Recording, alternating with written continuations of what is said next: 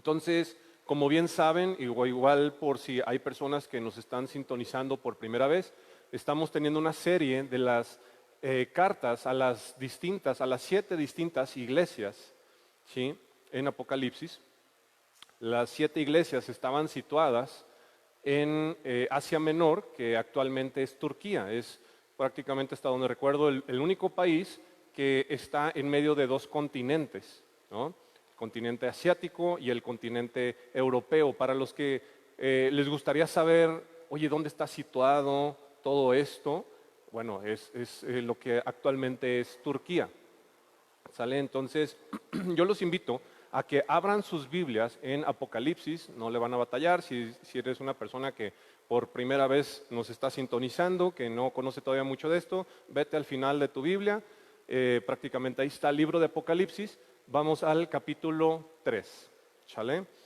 Vamos al capítulo 3 y nos vamos a situar en el mensaje a la iglesia de Laodicea,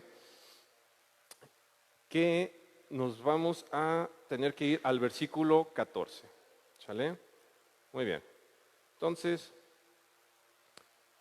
bueno, antes de iniciar a leer los primeros versículos, a partir del versículo 14, quiero darles una leve introducción para situarnos un poquito más.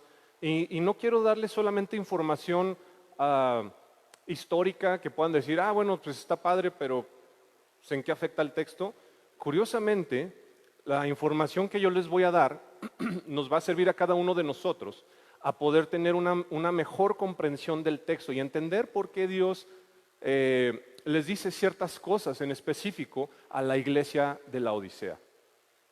Bueno, esta ciudad quedaba a unos 15 kilómetros de Colosas y 10 kilómetros de Hierápolis.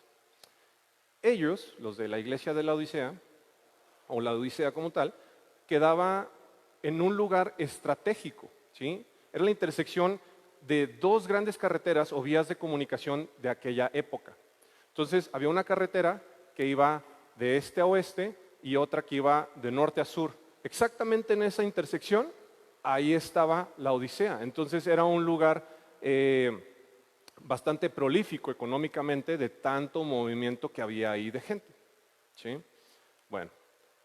Ellos producían también una lana negra, suave y brillante, con la cual se fabricaban capas y alfombras negras. Entonces, en cuestión de ropa, pues ellos estaban muy bien, fabricaban una lana negra, suave y brillante.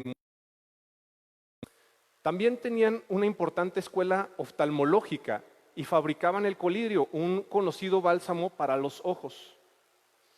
Entonces, en cuestión médica también estaban muy bien, era otra cuestión que les ayudaba en lo económico. Y tenían tanto dinero que llegaban e incluso hacían préstamos, ¿no? Como los bancos actualmente, de tantos recursos que ellos tenían. Bueno, ellos tenían tantos recursos que negaron recibir fondos de Roma para reconstruir la ciudad después de un terremoto en el 60 después de Cristo. Yo creo que algunos de ustedes han visto, por ejemplo, como los anteriores temblores en la Ciudad de México, que mucho quedó devastado y que, bueno, pues había que reconstruir y eso llevaba requería de mucho dinero. Y ha habido países, ha habido personas, ONGs, que han apoyado para la reconstrucción de todo lo caído. Roma en este caso les iba a apoyar y ellos es como, no, tenemos suficiente dinero, no necesitamos. Entonces, quiero que noten esto. Ellos eran prósperos, económicamente hablando, ¿sí? Y ellos llegaron a ese punto de autosuficiencia de yo puedo. Roma no necesita. Yo solito puedo reconstruir mi ciudad con los recursos que tengo. Ok. Entonces, también hay otro punto. Había aguas termales a las afueras, pero de terracota, como muestran los restos arqueológicos, el agua no solo venía contaminada, sino que era tibia y tenía un sabor desagradable para beber. Las personas de ahí, ellos sí estaban acostumbrados, pues ya estaban acostumbrados al mal sabor del agua, pero la gente que venía de fuera la tomaba y era como horrible. No sé si les llegó a pasar alguna vez. Bueno, a mí en una ocasión me iba a preparar un chocomilk y me acuerdo que vi un bote y dije, pues es un bote de azúcar donde siempre ponían azúcar, pues entonces le pongo ahí el azúcar y yo ya me lo estaba saboreando, ya sabía ya tenía una idea del sabor y lo pruebo y casi lo quiero escupir. De hecho, no, lo deseché, no pude tragar todo el resto del trago porque alguien, no sé por qué, en lugar de ponerle azúcar, puso sal en el bote. Entonces imagínate, es como si tragaras agua salada del mar. Es horrible. Entonces, más o menos para que se den una idea del mal sabor, van a ver las conexiones, porque esta carta es una carta de Jesús hacia esta iglesia.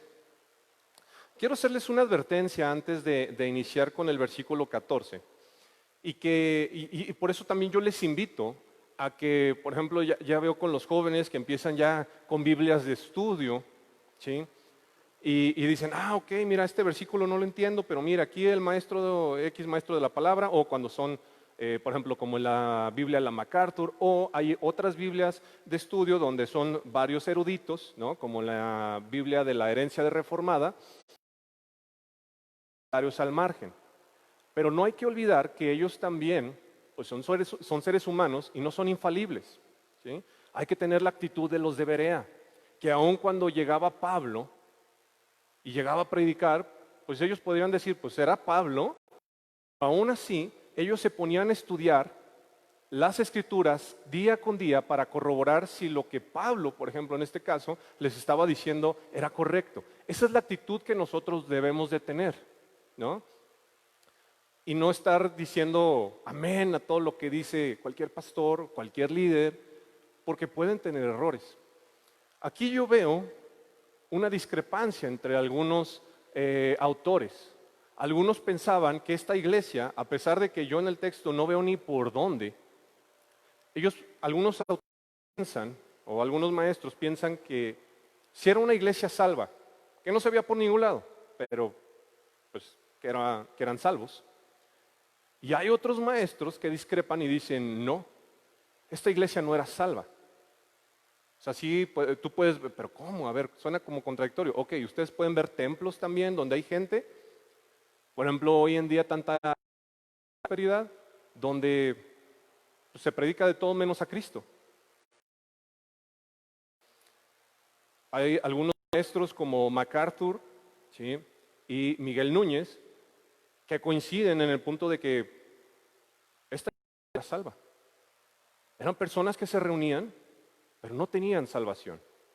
Yo en lo personal, con ellos, pero bueno, vamos leyendo el texto, no solamente porque sean ellos, hay otros maestros también muy respetables de la palabra, que admiro mucho su trabajo, específicamente por lo que veo en el texto. Aún así, nosotros vamos a ver aquí y vamos a poner a la luz de la palabra y vamos a examinarnos a nosotros mismos para ver si estamos realmente en la salvación o no. Si no estamos, para arrepentimiento, y si sí estamos, también para arrepentimiento, pero de nuestra tibieza espiritual. Pero yo en lo personal prefiero hacerles ver la posibilidad de que efectivamente esta iglesia no era salva, porque no se trata aquí de solamente ver historia y decir, qué mal estaba la iglesia de la Odisea. Es de que nos reflejemos a cada uno de nosotros en esa iglesia y ver si realmente estamos así. Yo prefiero 1000 veces darte un mensaje en el que te haga que tú examines tu fe y que veas si realmente eres salvo. O si eres salvo, que te arrepientas de tus pecados en caso de que estés viviendo una tibieza espiritual, a darte una palmadita en el hombro y decirte, no importa cómo tú vivas, tú eres salvo. ¿Cómo yo voy a saber eso?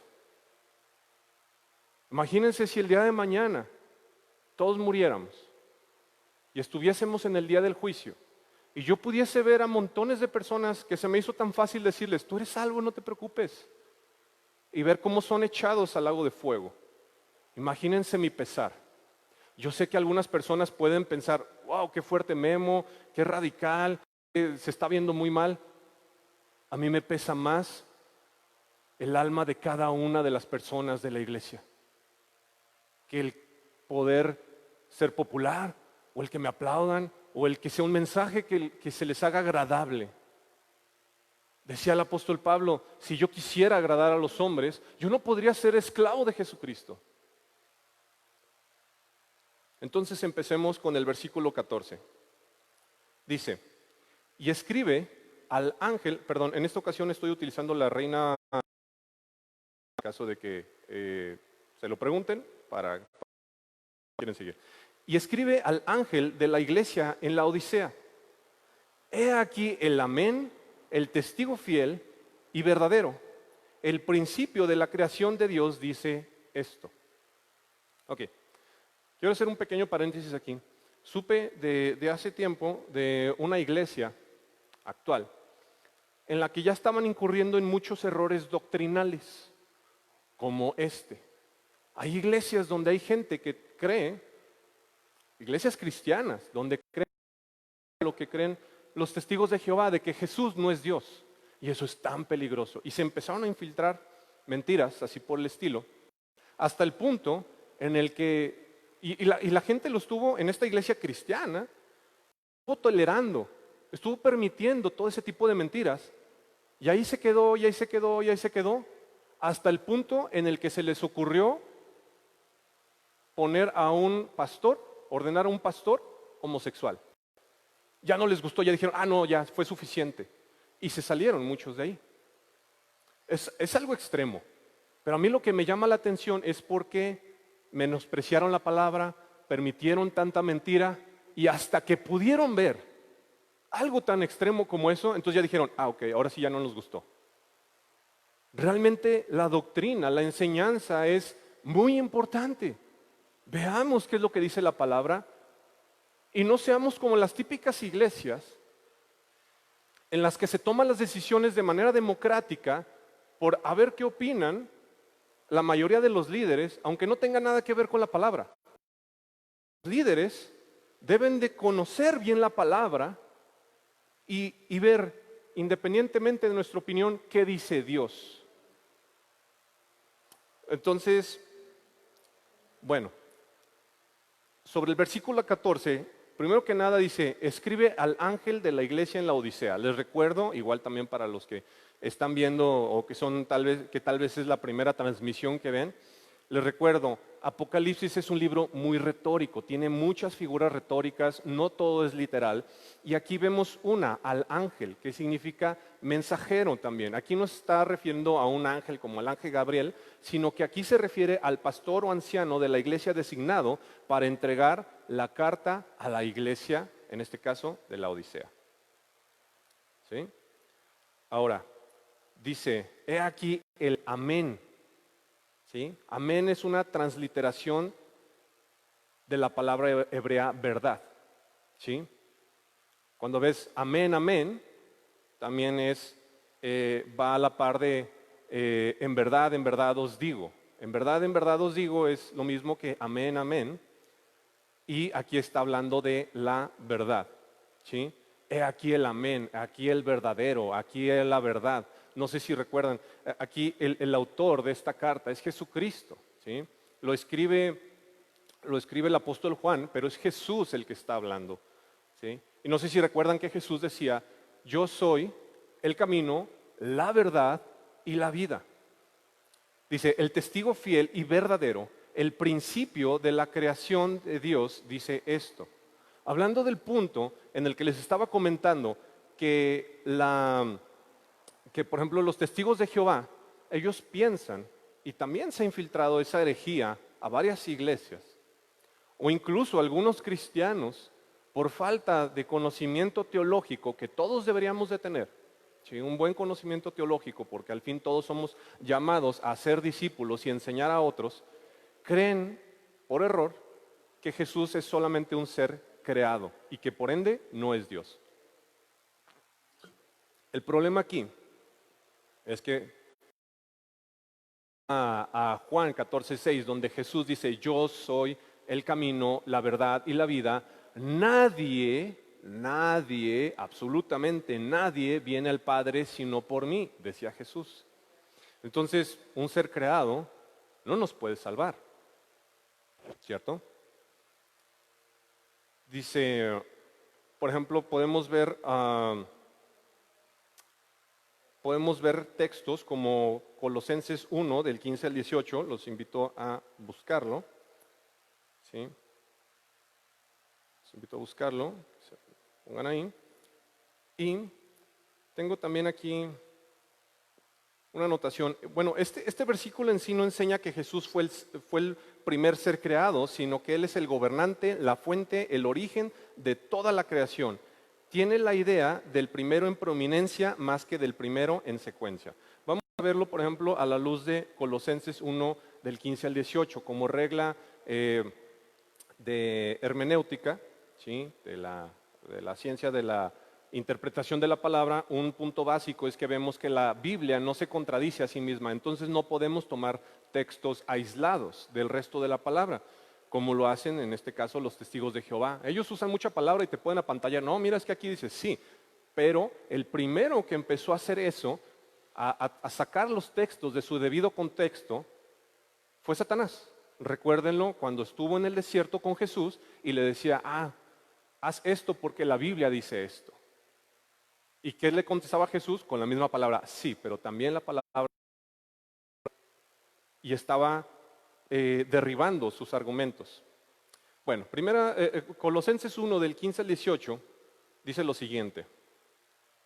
Dice aquí como título, Cristo es supremo. Dice desde el versículo 15. Cristo es la imagen visible del Dios invisible. Él ya existía antes de que las cosas fueran, antes de que cualquier cosa fuera creada, Cristo ya existía. Y es supremo sobre toda la creación, porque por medio de Él, o sea, por medio de Jesús, Dios creó todo lo que existe, en los lugares celestiales y en la tierra. Hizo las cosas que podemos ver y las cosas que no podemos ver, tales como tronos, reinos, gobernantes y autoridades del mundo invisible. Todo fue creado por medio de Él y para Él. Él ya existía antes de todas las cosas y mantiene unida toda la creación. Cristo también es la cabeza de la iglesia, la cual es su cuerpo. Él es el principio, supremo sobre todos los que se levantan de los muertos, así que Él es el primero en todo. ¿Ven el punto a lo que se refiere como el primero? No es el primer ser creado, es la fuente de toda la creación. Realmente hay gente que saca mucho esto de contexto. Y les recuerdo, por ejemplo, el principio en Juan, también se ve un poquito retórico, porque si recordamos, el libro de Juan, como el resto del Nuevo Testamento, ¿sí?, fue escrito en griego. Entonces, utiliza una palabra retórica aquí, en vez de decir Jesús al principio de Juan, pero se refiere a Jesús.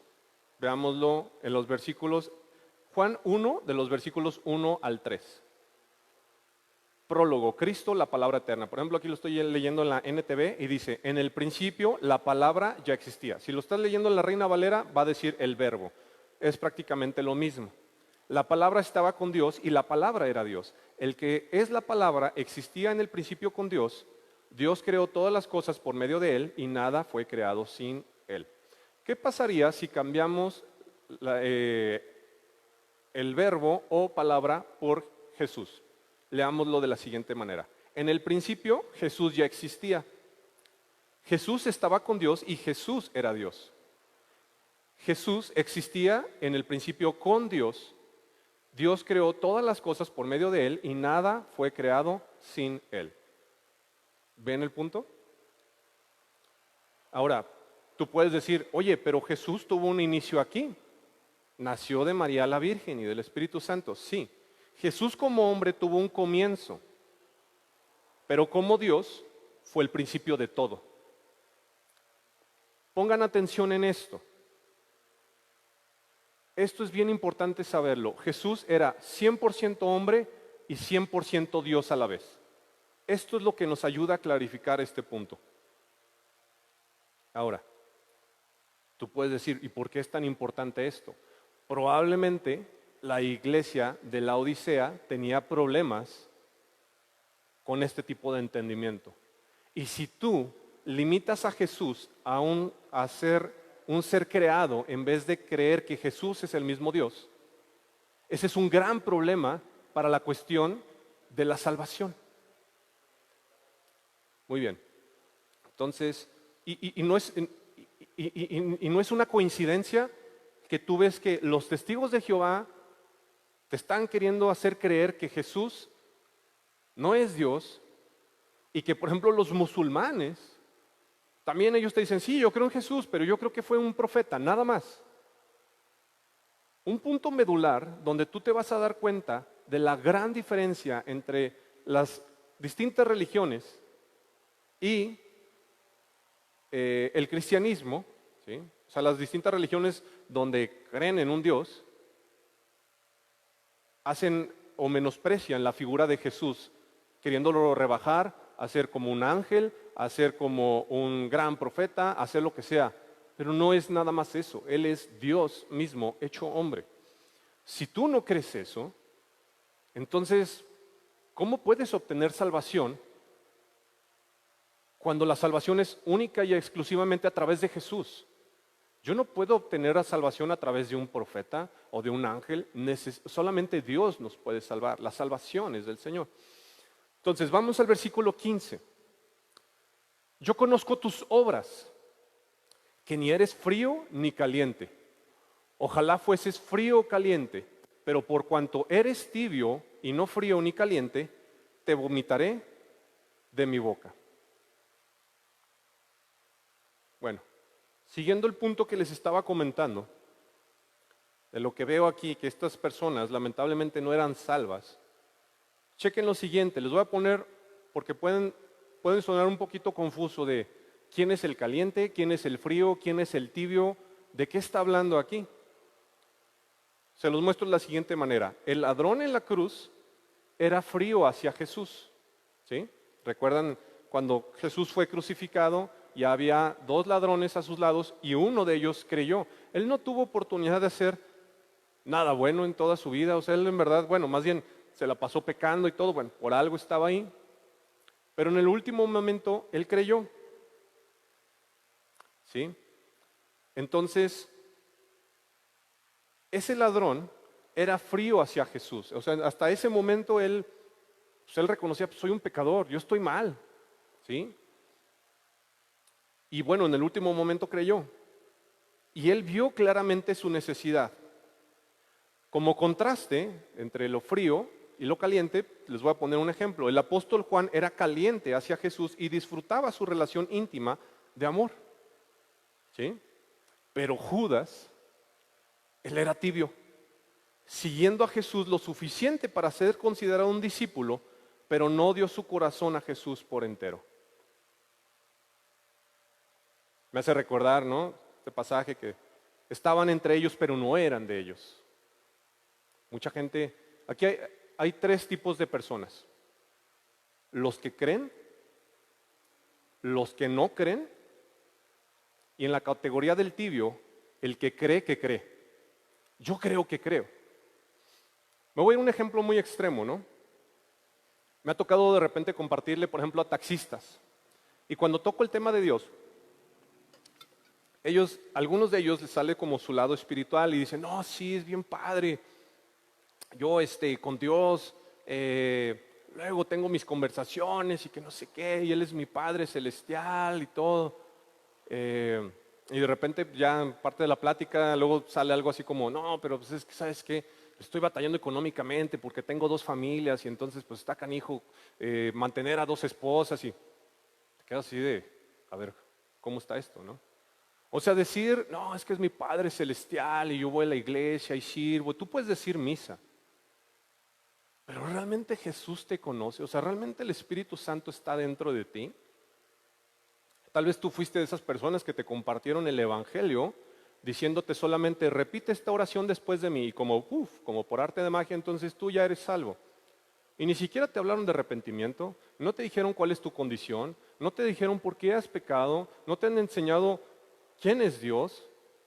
que no es lo mismo que yo peque contra una persona a que peque contra el Dios 3 veces santo. No me han dicho que creer realmente significa ese punto en el que yo entrego mi vida a Jesús en rendición. Tal vez tú crees que crees. Examínate a la luz de la palabra. Dice por ejemplo el siguiente comentario MacArthur. Ellos no eran ni fríos como para rechazar a Cristo abiertamente, ni calientes como para estar llenos de celo y vigor espiritual. En vez de esto, sus miembros eran hipócritas y tibios que profesaban conocer a Cristo, pero que en realidad no le conocían. Y esto para mí me impacta por dos lados. Al ver que dices, wow, o sea, una iglesia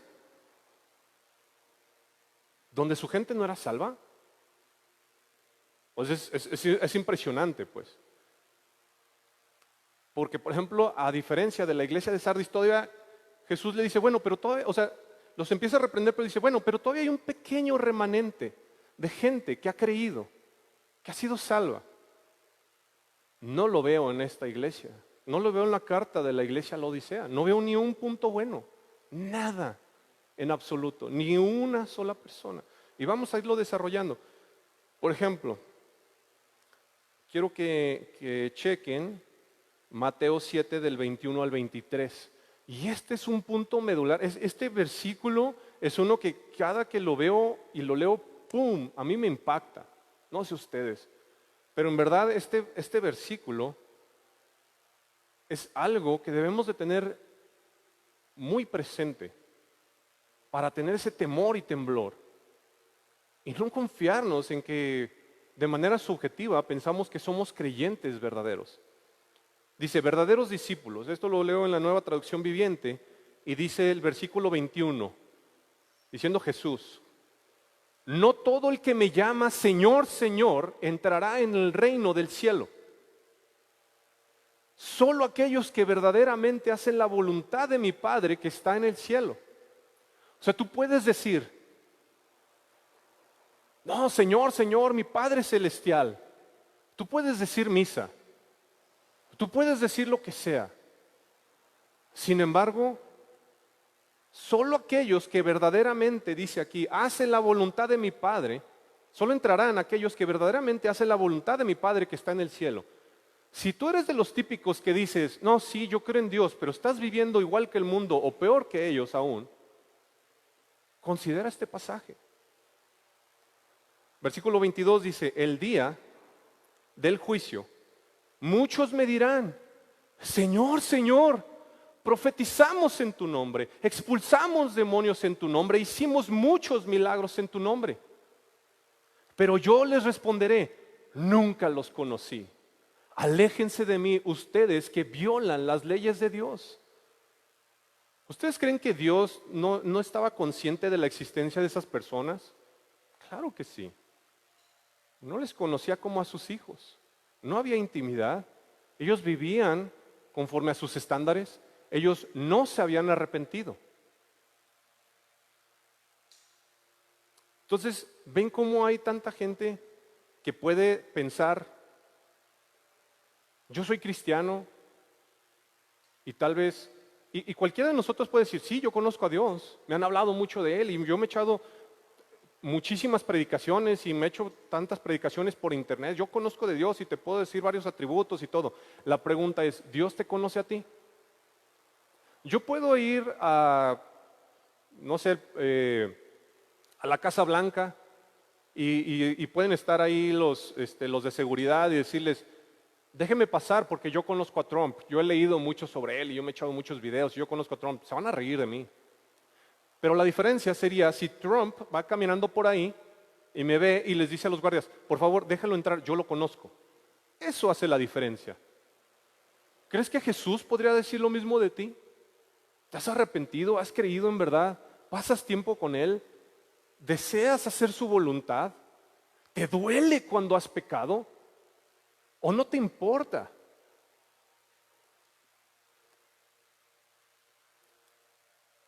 algunos ejemplos de personas no nacidas de nuevo, pero que ellos creían, tal vez, posiblemente, o al menos otras personas podían verlo, pensando que ellos eran salvos, eran los fariseos. Judas Iscariote, o les voy a poner un ejemplo que llama la atención, Demas. Él estuvo con Pablo, ministrando. ¿Y saben qué pasó con Demas? Se fue al mundo. Eran de nosotros, pero o sea, estaban entre nosotros, pero nunca fueron de nosotros. Hay mucha gente que tú dices, no, wow, y mira, hace un montón de obras. Solamente Dios conoce el corazón. Yo puedo hacer aquí un montón de obras y ustedes pueden decir, quizá Memo lo está haciendo para la gloria de Dios, pero yo me puedo engañar a mí mismo y hacerlo todo para mi propia gloria. Ustedes no pueden conocer mi corazón, pero Jesús sí. Y yo a Él no lo puedo engañar. Ni tú, ni nadie de nosotros puede engañar a Dios. Él conoce hasta lo último, hasta lo más profundo de nuestro corazón. ¿Por qué lo haces? ¿Por qué sirves? ¿Porque amas a Dios y estás agradecido?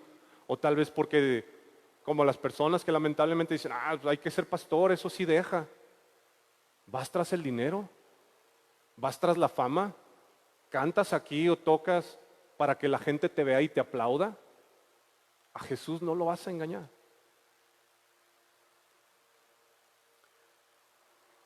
En la frase, te vomitaré de mi boca, ¿sí? Al igual que el agua sucia y tibia de la Odisea, ya ven que les decía que era un agua que te producía como, yo creo como a mí, cuando yo tomé el chocomil con sal, no lo querías tomar, ¿sí? Estas personas hipócritas que insistían en engañarse a sí mismos eran nauseabundos para Cristo. Pero aquí otro punto que me llama la atención, no solamente es que creo que esta iglesia, entre comillas, o sea, como una iglesia que no era iglesia, porque no había gente salva ahí, y vamos a ver más puntos contundentes al respecto en el resto de la carta. Me llama la atención la gran misericordia, la gracia tan abundante de Dios. Cada uno de nosotros tiene diferentes luchas, diferentes batallas. Y platicaba con algunas amistades en días pasados, que por ejemplo algo que detecté en mí, aparte de muchas otras cosas que he luchado a través del tiempo, lamentablemente, es la arrogancia. Y que lo más ridículo del asunto es que dijeras, bueno, tal vez el hijo de Carlos Slim se cree porque tiene dinero y pues dices, bueno, no está bien, pero pues de perdida tiene dinero. Pero uno ni eso, o sea, no es así como que ni el millonario, ni soy ni el más sabio, ni soy ni nada, o sea, ninguna categoría podría quedar así como, wow, Memo, tienes razón, por lo cual, o bueno, más bien entiendo por qué te ha pasado por la mente. Eso es lo más ridículo del asunto, que a veces uno se puede subir sobre un pequeño ladrillito y marearse. Pero esto lo que quiero decir con todo esto es, me asombra cómo Dios puede ver a alguien que aún así batallando con su arrogancia, dice, yo voy a tener gracia sobre esta persona y yo quiero salvarlo y quiero transformarlo y quiero hacerlo cada vez más como yo, quiero hacerlo, como decía Jesús, vengan y aprendan de mí que soy manso y humilde de corazón. Y eso es padrísimo. Y a la vez veo la gracia que Dios está teniendo aquí, escribiendo, hablando por medio del escrito de Juan a esta iglesia, que ellos eran hipócritas. Ellos creían que estaban bien, ¿sí? Ellos creían que todo estaba bien. Y no era así. Y aún así, como Dios dice, ok, yo sé que estos cuates son hipócritas, pero aún así voy a buscar salvarlos. Y por eso está dando este mensaje para que se arrepientan. Y entonces te das cuenta que la gracia de Dios va mucho más, ese regalo inmerecido de Dios, que es la gracia, va mucho más allá de lo que te puedas imaginar. Y es padre que aún viendo ejemplos tan, como decía un amigo, en el hoyo y cavando, tan mal, aún así hay oportunidad para ti y para mí y para cada uno de nosotros. Si hemos caído en cualquiera de estas cosas, hay oportunidad. El hecho de que estés vivo hoy es un vivo reflejo de la misericordia, del amor de Dios, para que te arrepientas, para que digas, ok, ya vi a la luz de la palabra, estoy mal, perdóname, Señor. Y entonces,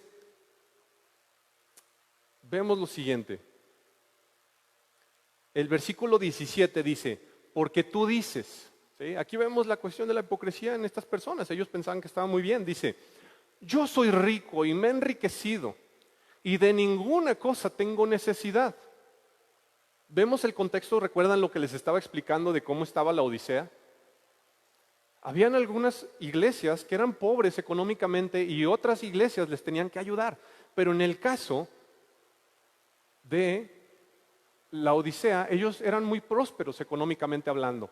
Y así hay algunas iglesias que se pueden ir con la finta y decir, wow, tenemos un gran número de personas aquí. Dios nos ha bendecido económicamente, estamos muy bien.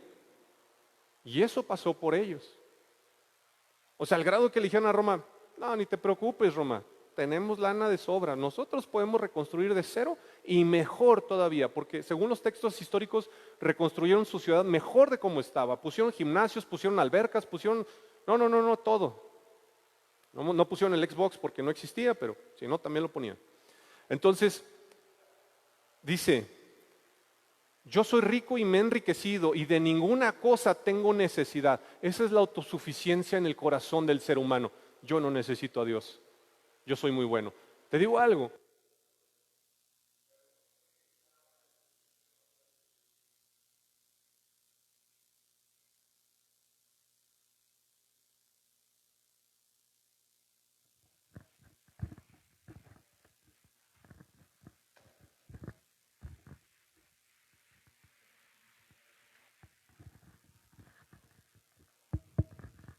Bueno, muy bien.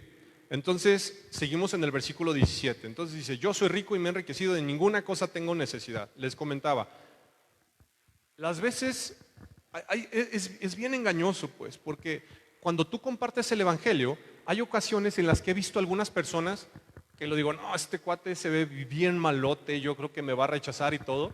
Y de repente dices, wow, cómo Dios toca su corazón. Y a veces pueden ser como no sé si han visto como esos,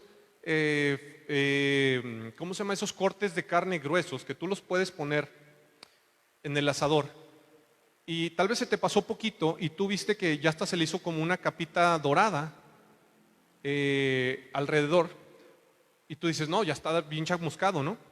Pero tú lo cortas y te das cuenta que en medio todavía está medio, hasta como con sangrita.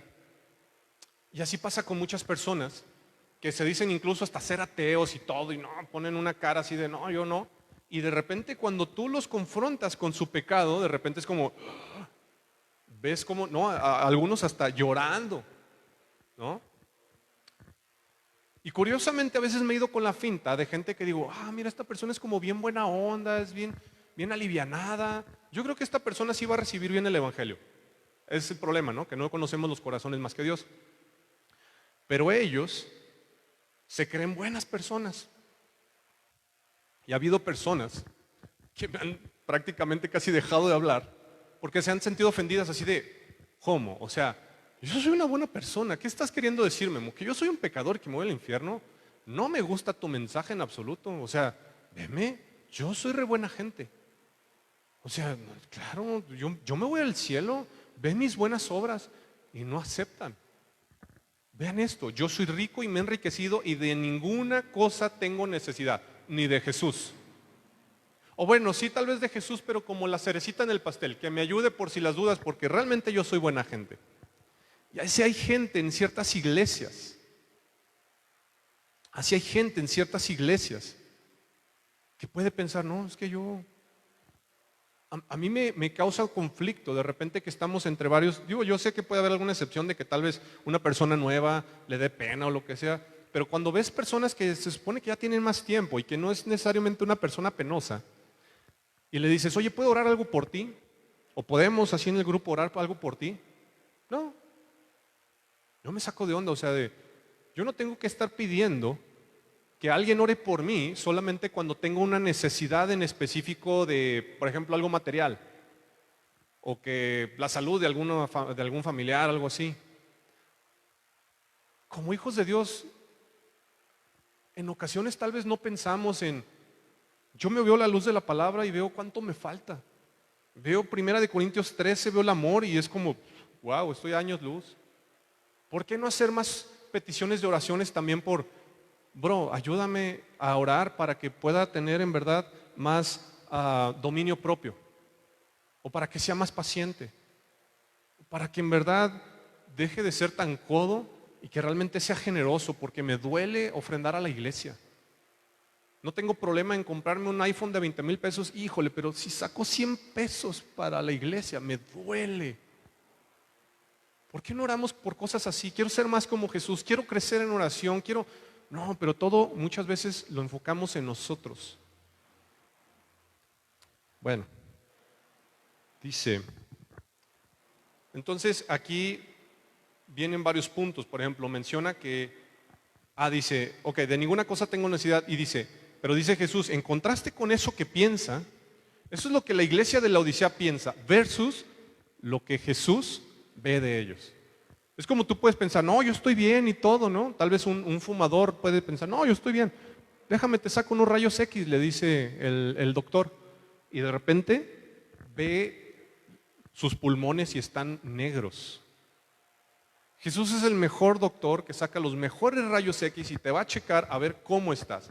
Y esto es el diagnóstico que dice de la iglesia de la Odisea. Dice, y no sabes que tú eres un desventurado, miserable, pobre, ciego y desnudo. Wow, a ver, yo quisiera que, porque puedes decir, uy, qué fuerte, se lo dijo la iglesia de la Odisea. ¿Qué sentirías si a ti, ahora tómalo para ti mismo, qué sentirías si, tú te sientes, no, sí, amén, amén, aleluya, gloria a Dios, yo, todo bien, todo chido con Dios, y que de repente Jesús te dijera lo siguiente, a ver, te quiero decir lo siguiente, la verdad es que tú eres un desventurado, miserable, pobre, ciego y desnudo. Wow. Dios nos libre de escuchar algo así de Jesús. Pobre, ¿por qué pobre? Pobre espiritualmente al no tener a Cristo. Lo vamos a ver a continuación del pasaje. Ciego, ciego espiritualmente. Veamos, por ejemplo, 2 Corintios 4:4 en la Reina Valera, dice, en los cuales el Dios de este siglo, o sea, Satanás, cegó el entendimiento de los incrédulos para que no les resplandezca la luz del Evangelio, de la gloria de Cristo, el cual es la imagen de Dios. Entonces tenemos que ver que aquí no es solamente una cuestión de argumentos a la hora de predicar el Evangelio, sino que también es una cuestión espiritual, donde sí, nuestro papel es predicar fielmente el Evangelio, orar por la persona, pero el Espíritu Santo es el que va a tocar el corazón de la persona, quitando esa venda espiritual que Satanás ha puesto en los ojos del incrédulo, que a veces tú le puedes mostrar así que dices, wow, pero es contundente esto, y la gente no lo ve. Y tú le dices, mira, es que dice la Biblia, y hasta todo emocionado, y mira que lo que Jesús hizo por nosotros, y la gente, órale, están cegados, no lo ven, no lo sienten, están como una piedra. Y aquí es donde nosotros jamás debemos de querer convencer a la fuerza a una persona. Como decía Paul Tripp, en la Trinidad hay 3 asientos y los 3 están muy bien ocupados, entre ellos el Espíritu Santo. No quieras tomar el papel del Espíritu Santo. Y dice, desnudo.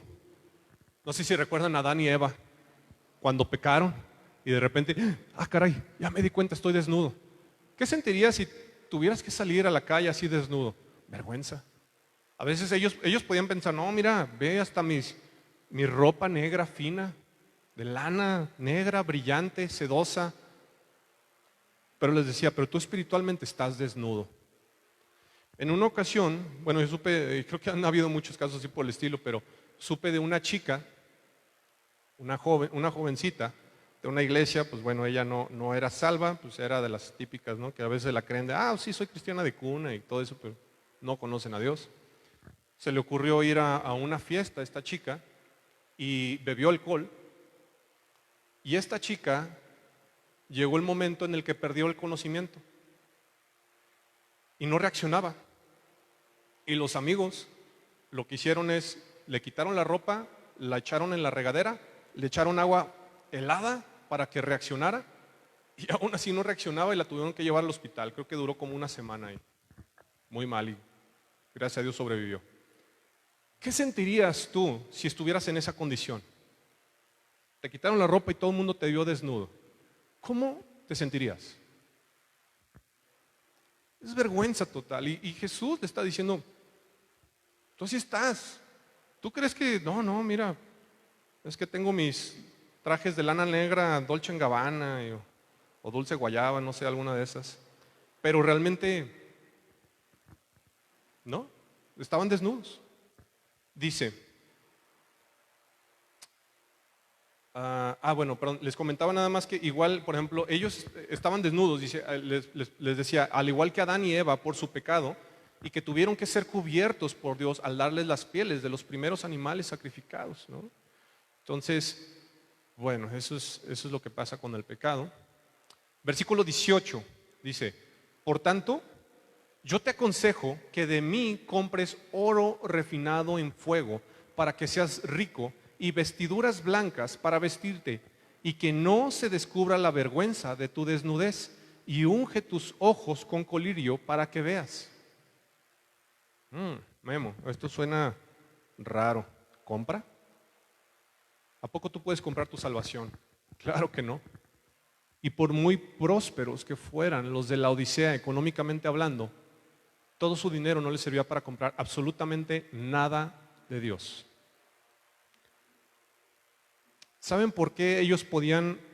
Jesús les decía, ok, compra esto, pero sería contradictorio de cómpralo, pero pues, oye, pero pues no tengo dinero. Entonces, ¿cómo les dices cómpralo? ¿No? Es como si llegas con una persona de la calle y le dices, ay, pues, ¿para qué andas a pie? Pues cómprate un Ferrari.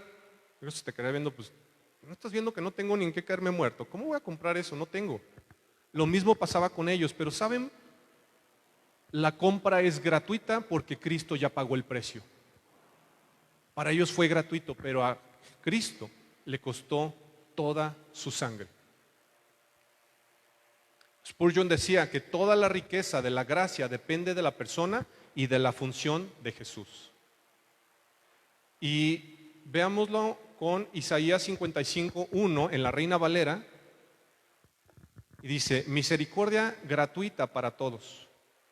A todos los sedientos, venid a las aguas, y los que no tienen dinero, venid, comprad y comed. Venid, comprad sin dinero y sin precio vino y leche. ¿Sí?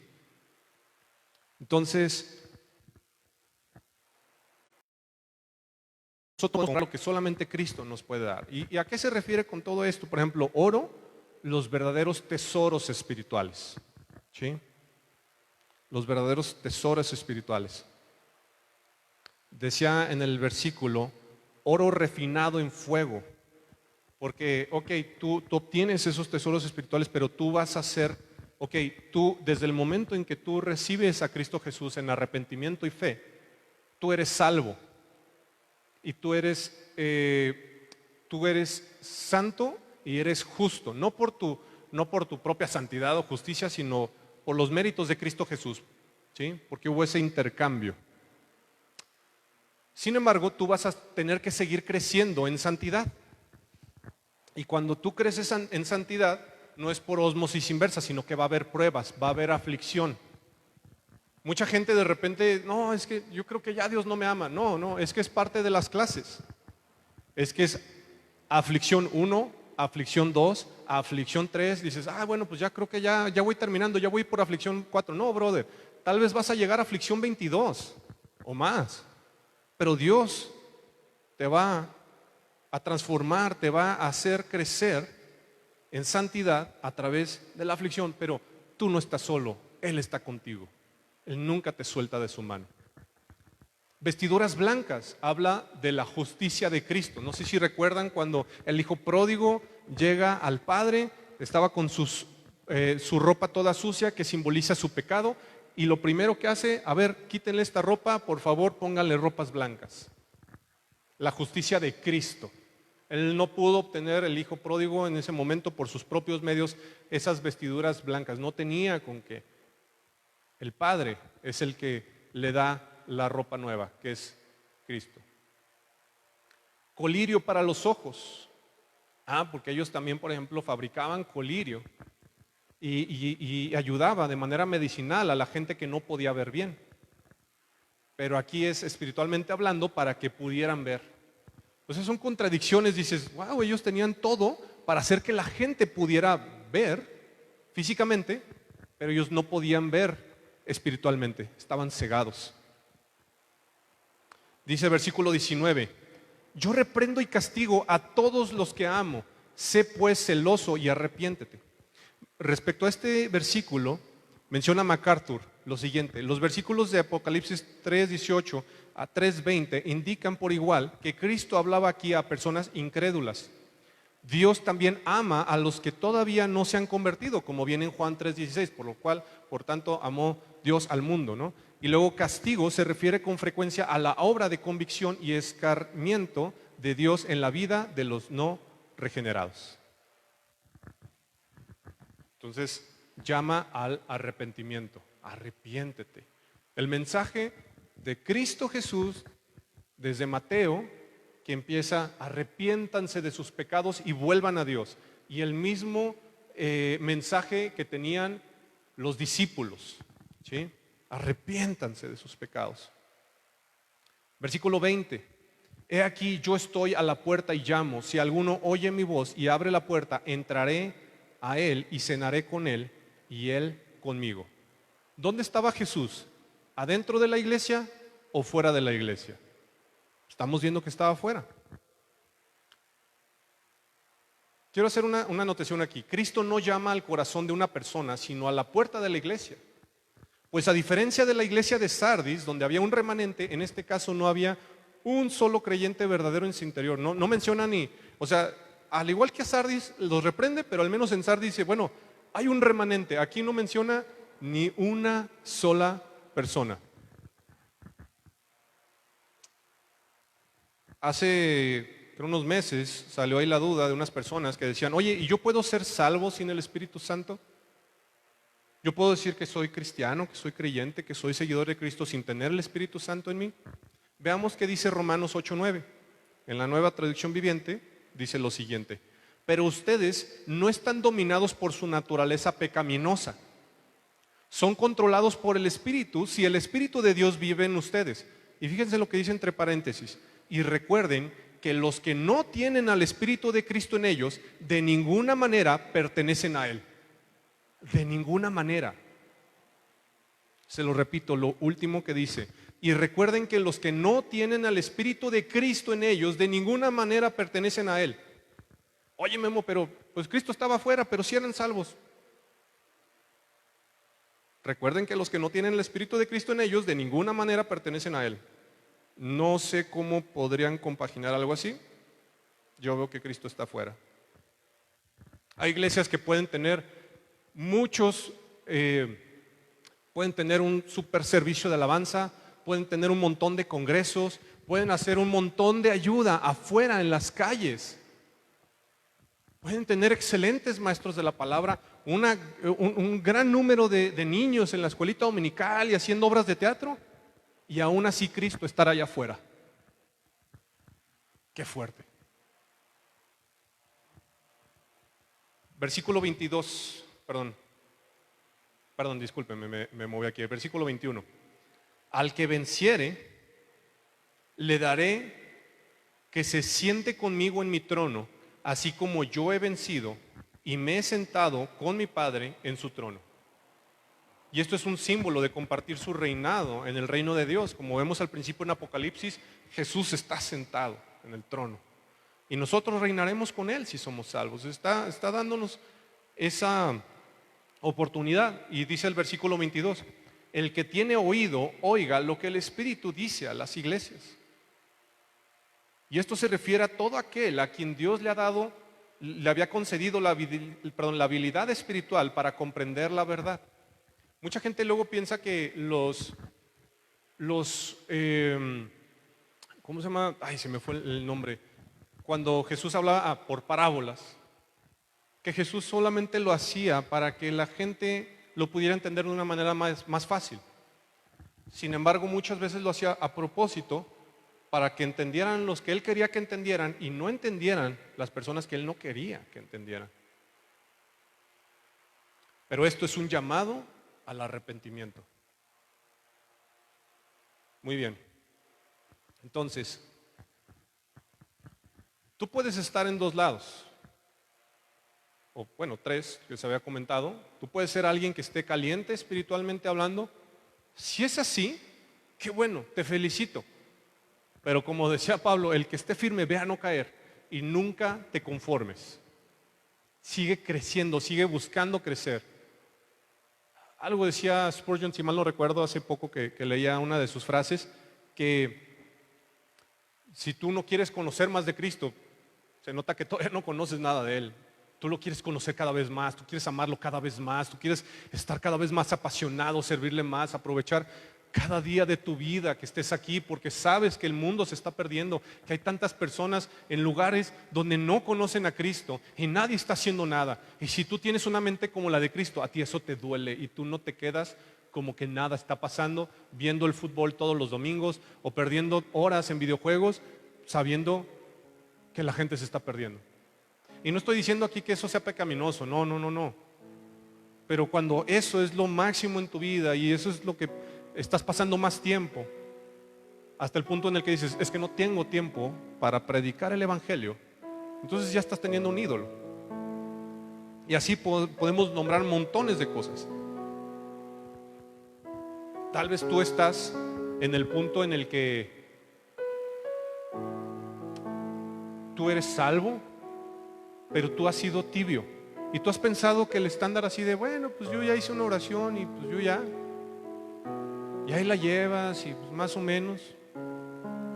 Yo sé que las obras no te salvan, pero cuando tú realmente has creído, tu vida cambia. Yo sé que también hay personas que empiezan en quinta velocidad y hay personas que van en primera. El crecimiento de cada quien puede ser diferente, pero ¿ves ese crecimiento en tu vida?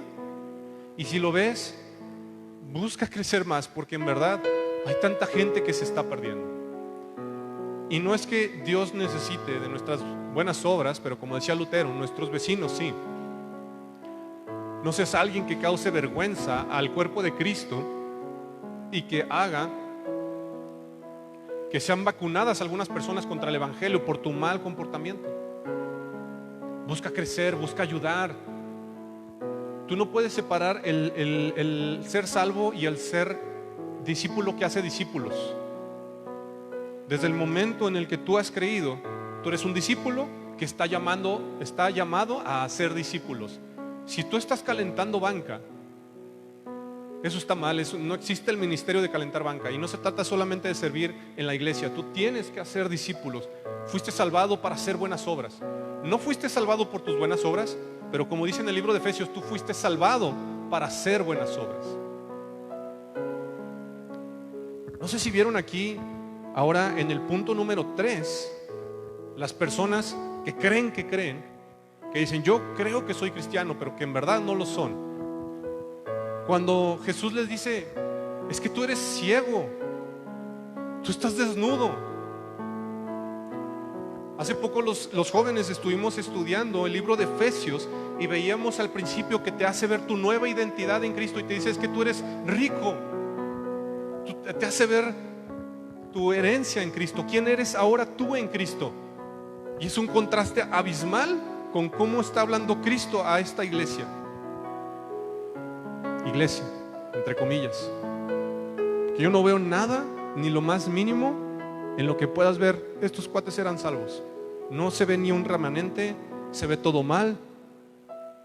Y creo que esa es la condición, lamentablemente, de muchas iglesias hoy en día, que es más un show, que en lugar de aquí pararse a adorar a Dios, a cantarle con todo su corazón, a derramarlo delante de Él, parece más una coreografía. Se quieren lucir las personas de esa alabanza o las personas que se paran aquí al púlpito y se la pasan contando chistes, o solamente quieren hacer sentir bien a las personas allá al frente, diciéndole tú eres un campeón, o encuentra el campeón que hay en ti. Eso no confronta. ¿Por qué creen que Jesús fue quien más habló del infierno? Porque no quiere que nadie, que no quiere que se pierdan, quiere que procedan al arrepentimiento.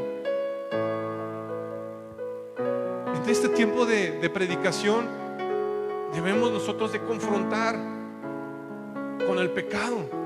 Debemos de confrontarnos a nosotros mismos y debemos de ir a la cruz. Este no es un mensaje para que tú digas, ya le voy a echar ganas. No, esto es un mensaje para que digas, bueno, ya entendí, voy a ir a la iglesia todos los domingos. Sí, o sea, es bueno, necesitas congregarte, necesitas orar, necesitas leer la palabra, pero lo primero que necesitas es a Cristo.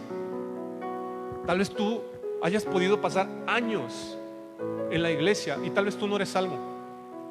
Ni deseas meterte en su palabra, ni deseas orar, ni deseas servir, ni deseas dejar tu pecado. Arrepiéntete de tus pecados, entrégale tu vida a Cristo. Él dio su vida en la cruz por ti. Si no has visto la película de la Pasión de Cristo, yo te invito a que la veas. Si ya la has visto, vela de nuevo y ve por lo que tuvo que pasar Cristo Jesús, como para que nosotros estemos con una actitud que parece que agarramos esa sangre y la echamos en la coladera. Es fuerte lo que les acabo de decir, pero ¿realmente valoramos la sangre de Jesús? ¿Realmente valoramos el hecho de que la ira de Dios debía caer sobre nosotros y que Cristo Jesús recibió toda la ira que tú y yo merecíamos recibir por nuestro pecado? Arrepiéntete de tus pecados, entrega tu vida a Cristo. Y aun cuando tú veas que hay algo en ti, que creas que eres salvo, no te conformes jamás. Jamás. Arrepiéntete por tu mediocridad. Arrepiéntete de estar más afanado en tener una casa de playa, o en comprar un coche más nuevo o cosas mejores, por encima de decir, yo quiero predicar a Cristo en las naciones, quiero conocerlo más, quiero pasar más tiempo con Él, quiero conocer su palabra y ser transformado por ella. Ya no quiero ser el mismo de antes, quiero ser como Jesús. Quiero que otras personas vean a Jesús en mí. Quiero que más gente pueda ir al cielo como yo. Yo recibí ese regalo. Yo no puedo dejar que la gente se muera así. Deseas eso por encima de lo demás. Y yo no te estoy diciendo que te conformes si quieres comprar una mejor casa o algo. No, eso no está mal. Pero deseas muy por encima de todo eso las bendiciones celestiales. Deseas más a Cristo con todo tu corazón. Cuando de repente te sientes mal, te sientes que de repente estás cayendo tal vez en una desesperación, ansiedad, depresión, ¿cómo buscas solucionarlo? ¿Te vas a Liverpool, no sé, a alguna tienda a comprarte cosas para sentirte mejor? Te va a dejar más vacío y aparte con deudas. ¿O buscas a Cristo? Te arrodillas delante de Él y le dices, Señor, así me siento, vengo a ti, vengo aquí a buscar tu presencia, a descargar mis ansiedades sobre ti, a poner toda mi fe en ti, a derramar mi corazón en ti. Oremos. Señor Jesús, gracias por este mensaje de confrontación. Gracias, bendito Padre, porque tú no nos mientes, tú nos hablas directo y con la verdad. Gracias, Señor, porque aun cuando estas palabras puedan sonar fuertes, tú estás más interesado en nuestra salvación, Señor, y en que vayamos y hagamos discípulos, que prediquemos el Evangelio, porque tenemos la misión de ir a rescatar a los perdidos, Señor. De que tú toques los corazones, nos uses, Señor, como esos vasos frágiles con un gran tesoro que es el Evangelio, para que el mundo te glorifique, porque fuimos creados para la alabanza de tu gloria, Cristo Jesús. Señor, haz algo en nosotros. Yo te ruego por la iglesia, te ruego por los jóvenes, Señor, por las siguientes generaciones, que despierten, que dejen de estar perdiendo el tiempo, que pongan su mirada en ti, Cristo Jesús, que sean confrontados, y no solamente por la salvación de ellos, sino para que se pongan bien sus pantalones, Señor, y vayan a salvar a otras personas que lo necesitan, que vayan y hagan discípulos, que sean verdaderos hombres de ti, Cristo Jesús, hombres de Dios, que te muestren y que estén dispuestos a dar su vida por ti. Yo te lo pido y te lo ruego en el nombre precioso y poderoso de Jesús. Amén y amén.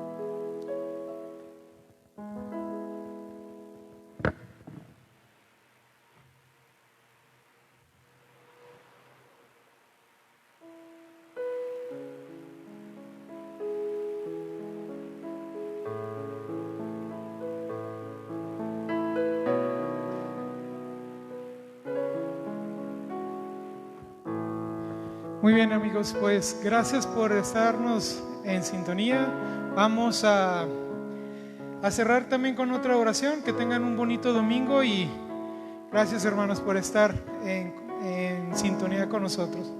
Señor, te damos gracias, Padre, por este tiempo, Señor, por esta enseñanza, Señor. Que nuestro compromiso sea más claro contigo, Señor, más entero y capaz, Padre.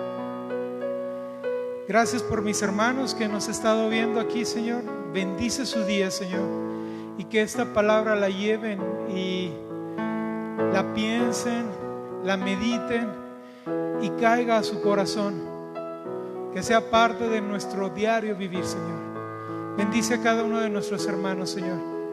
Nos vemos aquí en casa, Señor, el próximo domingo. En el nombre de Jesús, amén. Gracias.